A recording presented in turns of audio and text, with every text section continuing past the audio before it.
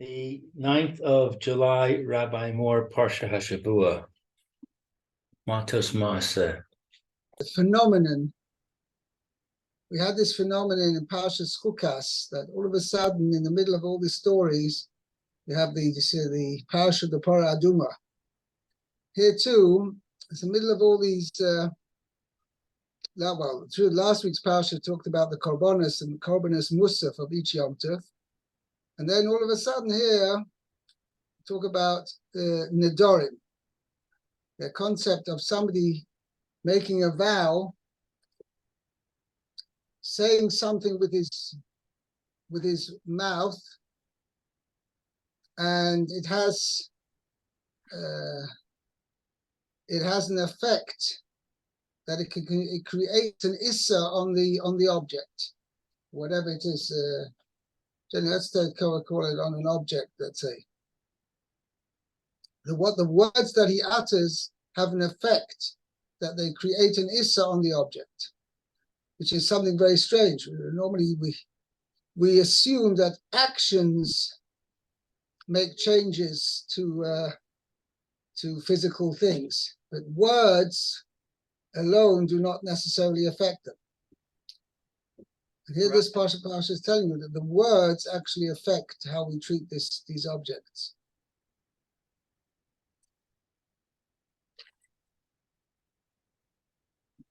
Stam is very interesting that the mouth actually has a dual purpose. Normally, let's say the main, the main organs of the person's face, his head, are the eyes, the ears, the nose, and the mouth. Right. Okay?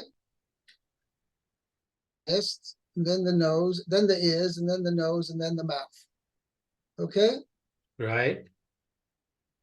The eyes, the ears, and the nose all absorb information. They don't give out information. Right? Right. The mouth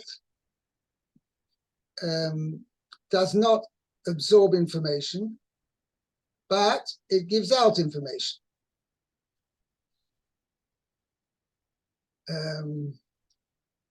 Okay, and that's on the intellectual level.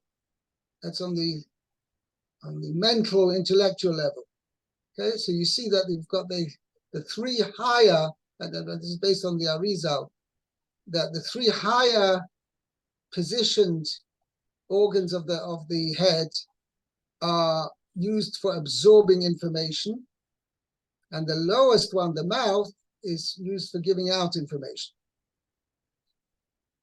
The mouth speaks. Also, both. The eyes don't. Sorry. Both. 1 second. I'm talking about on the intellectual level, and on the Ashmius level, the mouth also absorbs food, takes in food, in order to give the body sustenance, and obviously expels it afterwards, but much lower down once it's gone through the whole digestive system. Right. It's interesting that the mouth is the only organ which has a dual purpose. It has the purpose of giving out information, intellectual information, and also absorbing material. Well, the nose has a dual purpose. It smells and it breathes. Yeah. Takes in air, just like the mouth is taking in food, the nose is taking in air. Yeah, I'm saying, okay, that I agree with. I'm saying the question is, it's the expellation of the nose. I'm not sure about. Anyway, okay. It's the point. But I call upon him, basically what this whole section about Nedorim is really to tell you the power. Person's words have power. They have an effect. Right. Okay. Okay, sounds good. Anyway, let's start over here. Okay.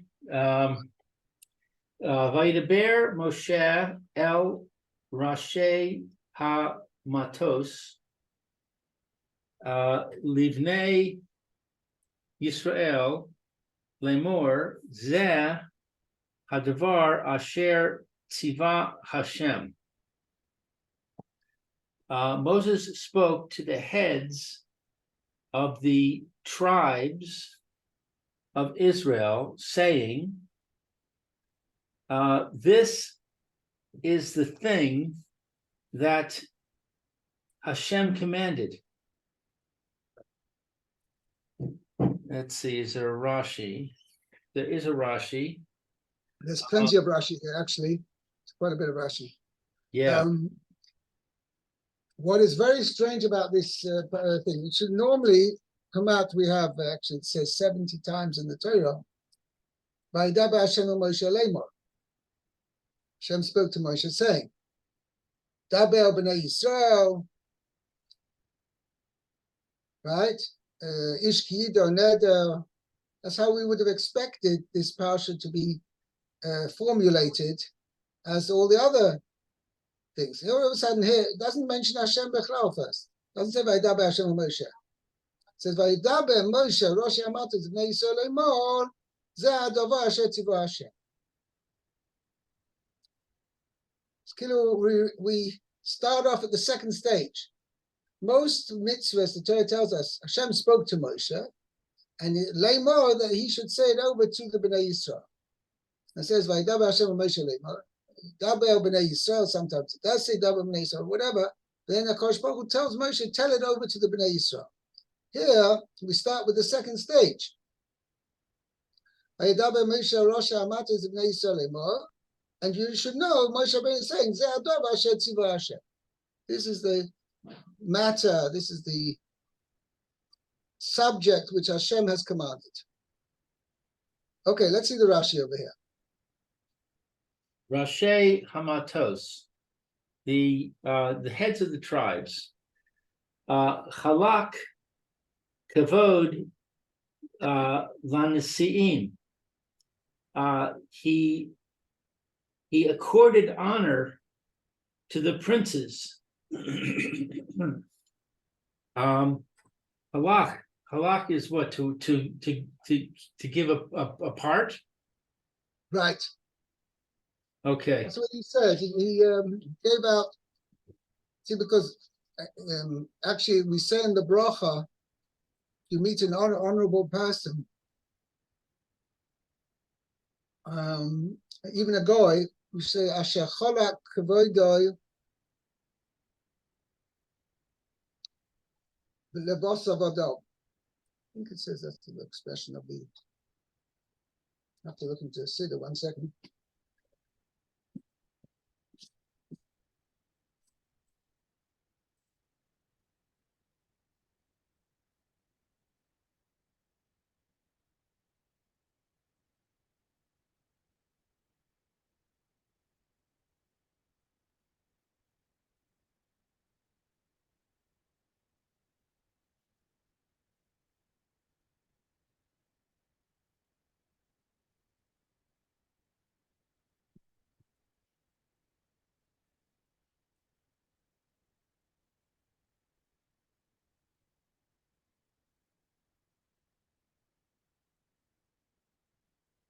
What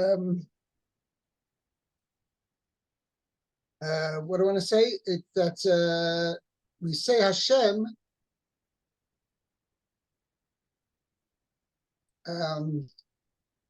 all the honor in the world really is belonging to Hashem. And the fact, any honor which is accorded to a human being is kavayachal given from the honor which is deserving to Hashem. So when we say that HaKadosh Baruch Hu gives honor to a human being, even a non-Jew, we say Asher cholak michvoidei lebos avado. HaKadosh Baruch Hu divided out, apportioned from his honor to human beings. Okay, so that's the lashon why we use the lashon cholak. Okay, cholak kavod. Moshe Rabbeinu here gave honor to the Nesiim, lelamdam tchila, to teach them the first. Okay, Right. with me? Yeah.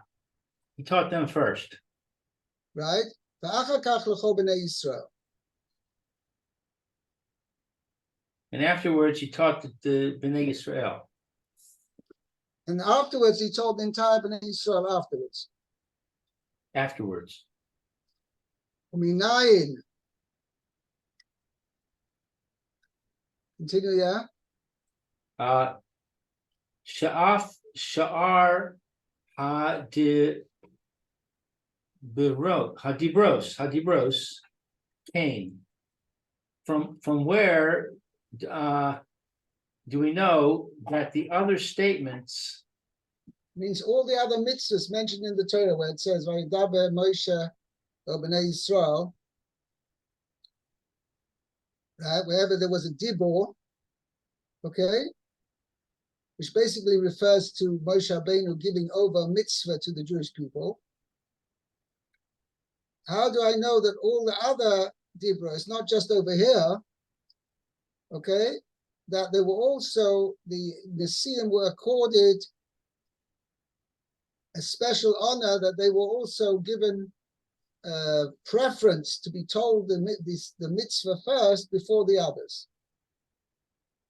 Talmud Lomar, the Torah says, Vayashuvu elav Aharon v'chol hanesiim be'eda. And Aaron and all the princes of the assembly Vayidaber Moshe. Once Vayashuv elav, they went back to him. I mean to Moshe Rabbeinu. Right? Vayidaber Moshe aleim.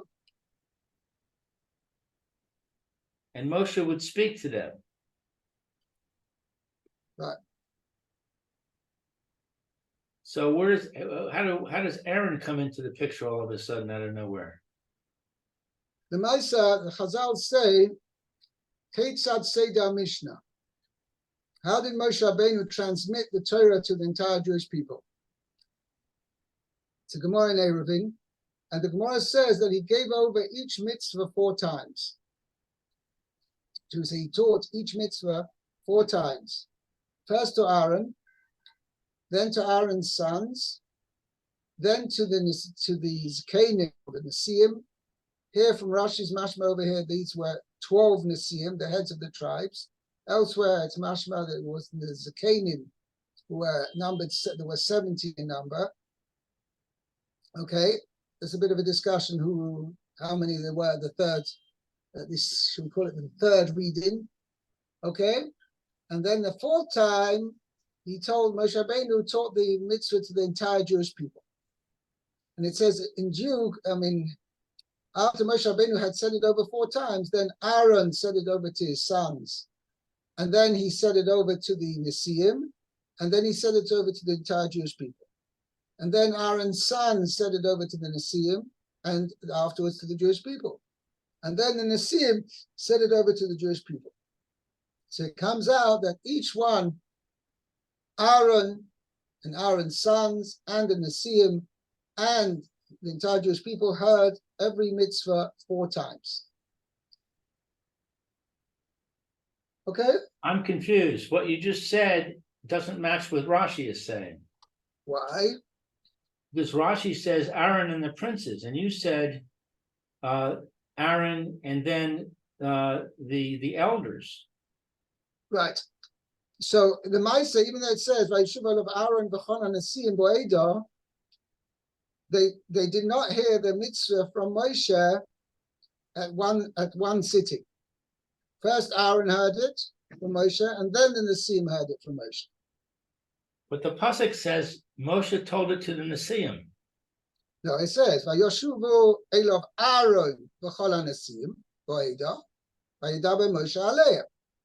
So Mashmi spoke to both Aaron and to the Nesiim. But that's not what the pasuk says. Yes, it does. It says Vayidaber Moshe el Rashi Matos. Oh, here. Oh, you asked me over here. Right, I'm saying Yes. there's 3 versions that I'm hearing. what it actually says in the Torah, what it says in the Rashi, and then what you're telling me from another source. I'm very confused. Okay, so let me ask you something. What Rashi's saying is over here. Here it says that Moshe spoke to the heads of the tribes. You're asking, what about Aaron and his sons? Yeah. A good question. I don't have an answer for you yet. Okay, on that. Okay, but upon him, it could be with the second explanation over here that this will be answered because Rashi explains that why Dafka over here are the heads of the tribe singled out for mention more than anybody else. But upon him. Well, that's the beginning of the Rashi. It says he accorded them honor by teaching them first. Yeah, but then Rashi says, how do I know all the Dibros were like that? All the other Dibros. So that's, I mean, all the mitzvahs. I mean, 9 Shav Shah Dibros came, Talmud Loima, Vayoshaelav Aaron Chanan Sim Boeda Vayedaber Moshe Aleim.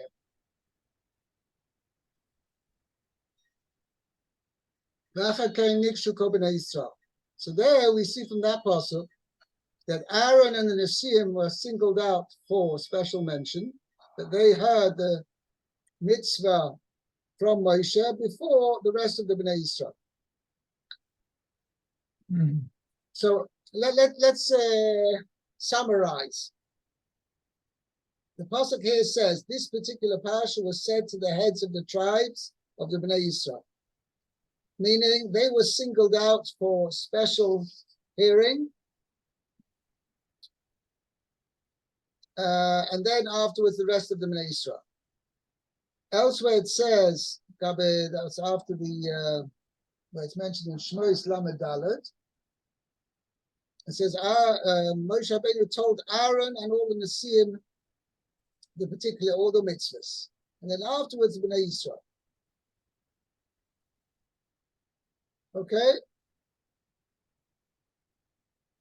So the Maasei, basically what you see from the pasuk in Parsha Shmois, that wasn't just over here that the heads of the tribes were singled out, it was also by all the mitzvahs. And therefore that's why Rashi is going to next phrase, which Rashi is going to say is, why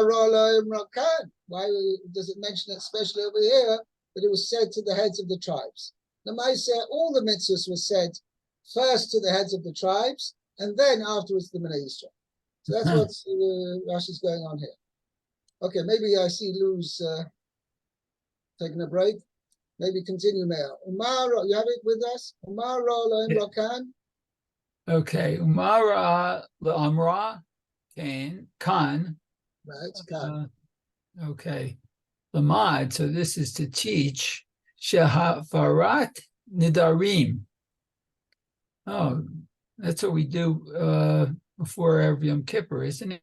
It's not quite. We do Hatarat Nidarim. Oh, Hatarat, there's different verbs. You're going to see over here, there's a major difference between the two things. One is Hatarat Nidarim, and there's Hafarat Nidarim. Oh. So here Rashi says, the truth is, it also applies to Hatarat Nidarim as well. But anyway, Hafarat Nidarim, which means the nullification of vows, is done beyochid mumche. That you have, if you have a single dayan, single Rav, right, who is an expert in all the aspects of the laws of Nadarim, then he can nullify a vow by himself. Oh, okay. Okay? So, somebody who's on the caliber of the Rashi Matos, heads of the tribes, similar, meaning that he's a Yochid Mumcha, then he can nullify a vow by himself. Right.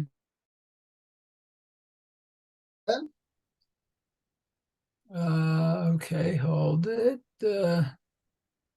Just lost my place. 1 second. Okay, Lamad. Okay. Imem Yichid Mumam. Mayfair. Oh, where's the ain? Im ein Yochid Mumche. Oh, I'm sorry, the im ain. Okay. Yachid Mumche. Okay, so if he's not an expert, There is no expert, yeah. Okay. If there is no expert. Oh, that's different.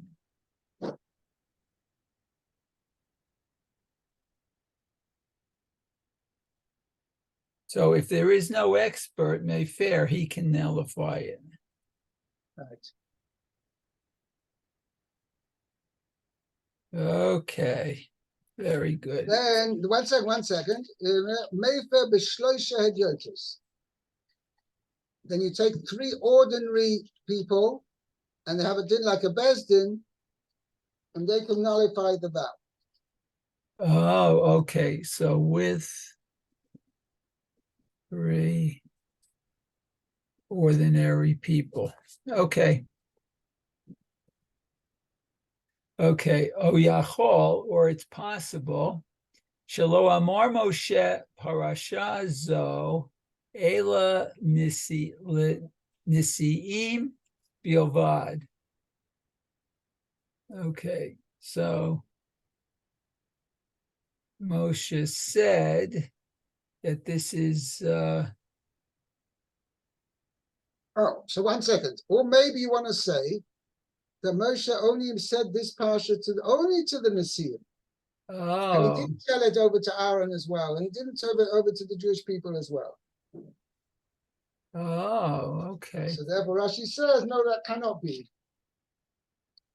Okay, 1 second to see. Okay, so let's see.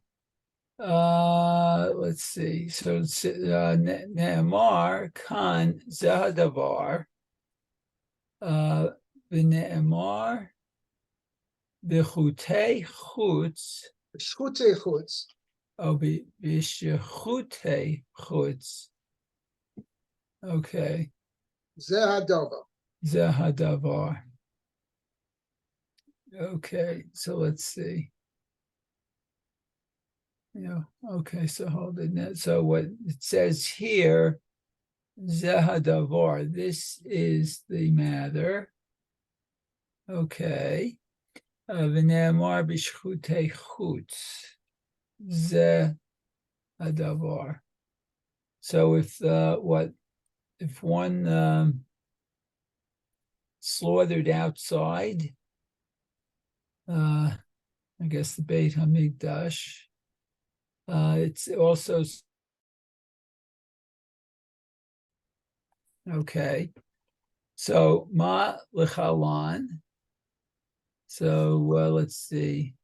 Just as above, ne'amra liacharon ulevanav.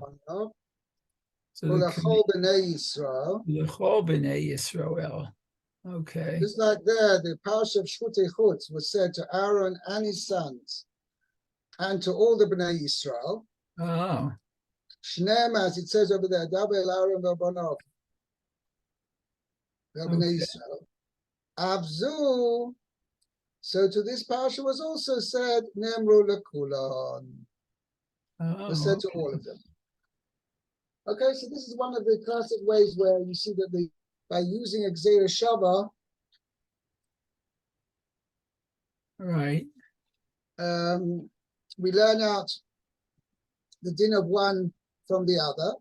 So just like the parsha of Shchutei chutz was said to everybody, Aaron and his sons, and to the Nesiim, and to all the Bnei Yisrael, so to this parsha as well. So why does it single out Rosh Matos? To tell you, just like that, particularly by Nedorim, right, by vows, the heads of the tribes play a singular role in nullifying vows that, that they can, that the any die is on the caliber, similar caliber, of the heads of the tribes, he can nullify vows by himself. But otherwise, you need 3 ordinary dayanim, or 3 ordinary people to nullify vows. Okay. If somebody who's on a caliber who's called the Yochid Mumcha, then he can nullify vows by himself. Very good.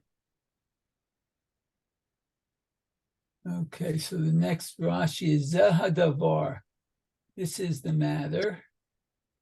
Moshe nitnabe b'ko amar Hashem. So Moshe Prophesied, prophesied in Koyom that- Hashem, by that- saying, maybe you need a glass of water. that's okay. He says, Okay. fast, Baruch Okay. Hashem.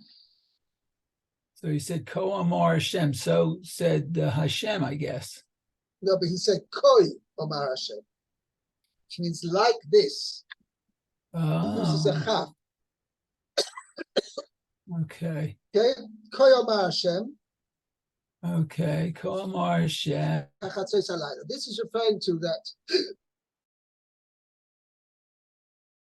And he told him, HaKadosh Baruch Hu was going to bring the plague of the firstborn. So he told Moshe told Paro as follows: Koyom Hashem, like this, Hashem has said. Okay. Yeah. Right. Okay? Now, and Nevi'im, all other prophets also use this terminology, and I'm going to explain what the significance of this terminology is. Nevi'im nisnabu b'koyom Hashem. The other prophets also use this lashon. Mosaf aleim Moshe. Moshe had an additional level of prophecy. Shenisnabe b'lashon zeh hadavar. That Moshe Rabbeinu, when he prophesied, he could prophesy with using the expression zeh hadavar. Now, zeh always implies to this, like you could point to it. It's something exact. Okay, so let me explain what the significance, or shall we say, the meaning behind this Rashi. The Gemara says that Moshe Rabbeinu actually said in the one of the 13 articles of faith. Okay, the Moshe Rabbeinu was the highest level prophet that there ever was, both from those before him and those after. As he says, Animam Moshe Rabbeinu olav hashalom hu.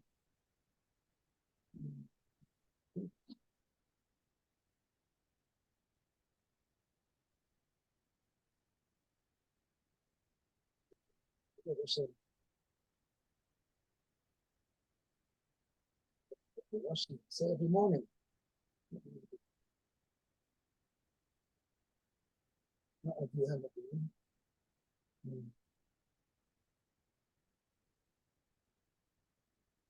Forgotten exactly the Rosh.